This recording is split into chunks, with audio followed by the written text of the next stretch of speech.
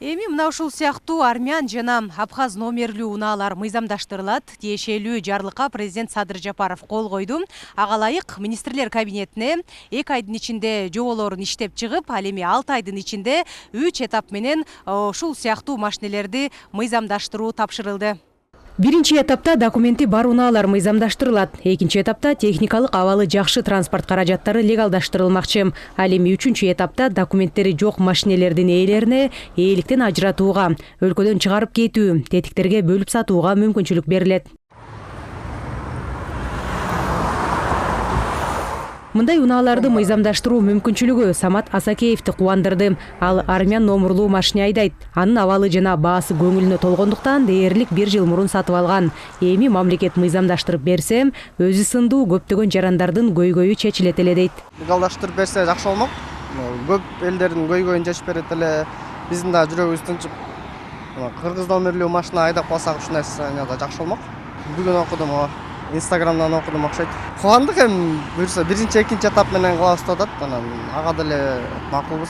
Жакшы болмок чечип берсе. Мындай китеби бул машина менен келген экен. Машинада ошо сатып алганда машинанын ичинде жүрүптүр.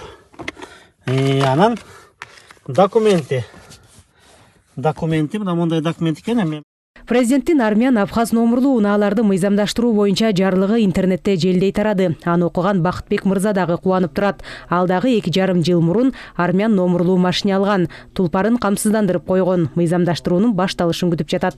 Адам болгондон кийин арзан машина алгым келет экен. Анан ошон үчүн ошол машинага кызыгып калганбыз. Айдап жүрөм. Азыр жалап жок. Аябай состояниясы жакшы. Ошол эми президентибиз Садыр Нургажаевич менен Камшой Кадыршаевич ошого легалдаштырып беребиз деп уруксат беришиптир. Биз буга ыраазыбыз, рахмат.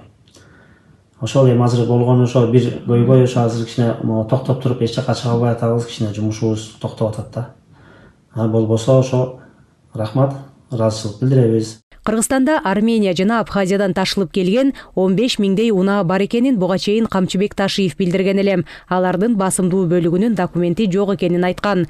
Бул маселе парламентте бир нече жолу көтөрүлгөн. Эл өкүлү Балбак Түлөбаев чет жактан ташылып келген унааларды бир жолу мыйзамдаштырып берүү жарандардын көйгөйүн эле чечпестен бюджетке да салым болот деп эсептейт. Дагы элдин көйгөйү да чечилет биринчиден. Машиналар да мыйзамдуу болуп калат, казынага да акча түшөт. Президент элди угуп атат да, элдин көйгөйүн талабын. Ошон үчүн бул да аябай чоң көйгөй болчу. Оңурулдуу машиналар. Мына Кудай буйрса эми чечилгени калды. Эми уруксат бергенде чыгат да статистика. Кимиси көп, абхаз көп, армян көппү, кайсынысы көп, кайсынысы баягы запчас менен келген. Президенттин автотранспорт каражаттарын легалдаштыруу боюнча чаралар жөнүндө жарлыгына ылайык Ички иштер министрлиги чет өлкөлүк каттоо номуру бар унааларды табууга көмөктөшүүгө тийиш. Уштапта мындай бир катар унаалар айып короодо турат. Жол кыймылынын коопсуздугун камсыздоо башкы башкармалыгынын жана бажы кызматынын кызматкерлери биргеликте рейд уюштуруп, анын алкагында 600дөй унаа айып аянтчасына киргизилген.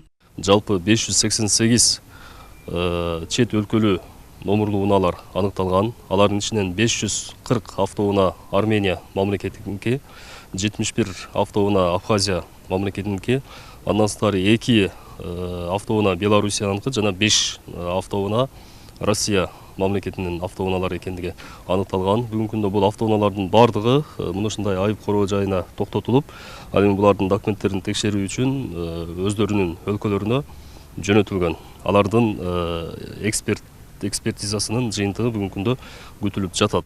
Эми жакын арада өлкөгө ташылып келген унааларды каттоо эрежелери, шарттары, каттоо үчүн жыйымдын өлчөмү аныкталат.